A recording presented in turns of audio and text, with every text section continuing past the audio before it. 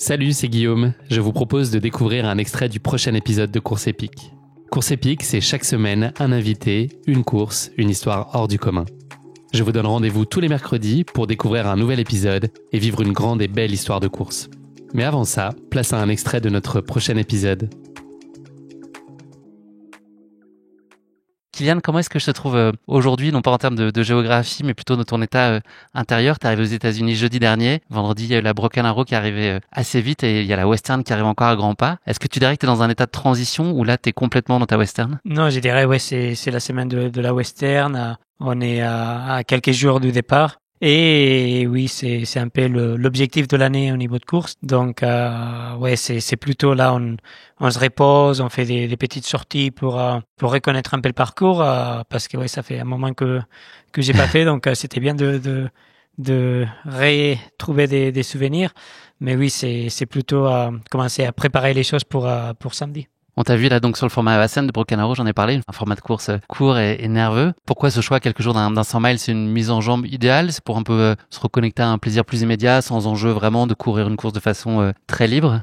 Oui, en fait, c'était parce que j'ai fait le voyage à une semaine de la Western pour être un peu plus avec le changement horaire et climat à changer, donc s'adapter un peu à être ici. Et du coup, comme qu'il y avait l'Ascent, j'ai dit j'aime bien le faire, c'est une belle course. Puis après aussi, j'ai fait des bons entraînements à monter à la maison, mais bon, après ça s'est pas bien passé. J'étais un peu enrhumé de la maison, puis après le voyage, je pense que ça n'a pas aidé.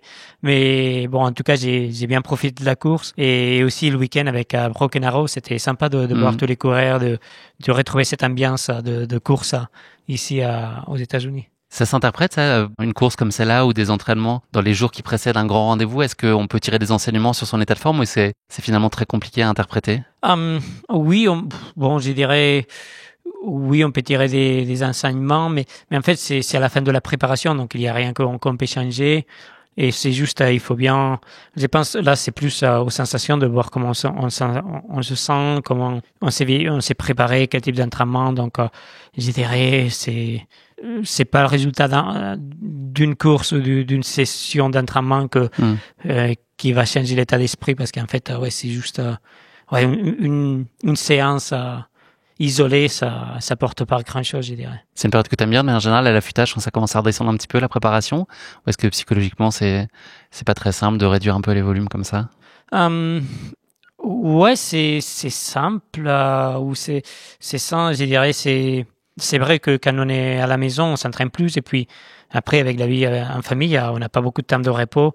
Quand on est ici, c'est vrai qu'on a beaucoup plus de temps libre, mais bon, on a fait pour être bien occupé. Il y a aussi toute l'équipe normale qui est ici, donc on profite pour discuter des choses, car on se voit pas tout le temps, quand ils sont à Majorque et moi en Norvège, donc on profite d'avoir plus de temps libre pour faire d'autres choses qu'on ne peut pas faire ou qu'on n'a pas le temps autrement. Tu viens de le dire, il y a cette idée de collectif. Là, vous êtes une partie de l'équipe normale qui a brillé sur le format 23 km avec une sublime victoire de Joyce et puis des Lousines qui ont été au bout d'eux-mêmes. Ça a été des combats haletants, on en a un peu parlé tout à l'heure en off, mais ça allait à des vitesses intersidérales. Ça t'apporte aussi beaucoup d'émotions parce qu'on a pu te voir dans un rôle un peu inattendu, d'assistance en tout cas, d'être là pour eux, pour les membres de l'équipe. Est-ce que ça t'apporte aussi de la satisfaction d'être dans ce rôle-là? Ouais, carrément. Bon, déjà, je pense qu'être spectateur des courses, c'est déjà quelque chose qui est presque plus émouvante que faire la course soi-même.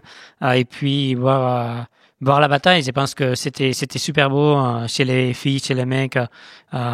Joyce, elle était avec Floréal, j'étais à la bataille tout le long, et Lousine avec Patrick et Philémon. Donc c'est super de suivre ces courses, puis bon, les voir gagner tous les deux, c'est top. Je pense que c'est deux personnes qui sont incroyables, d'une humilité énorme, des très bonnes personnes. Donc au-delà des athlètes qui sont ils ont gagné l'an dernier la Golden Trail Series tous les deux. Au-delà de la qualité d'athlète, c'est deux personnes qui humainement très belles, ouais. Ouais, c'est des belles personnes et ça c'est le plus important. Ouais.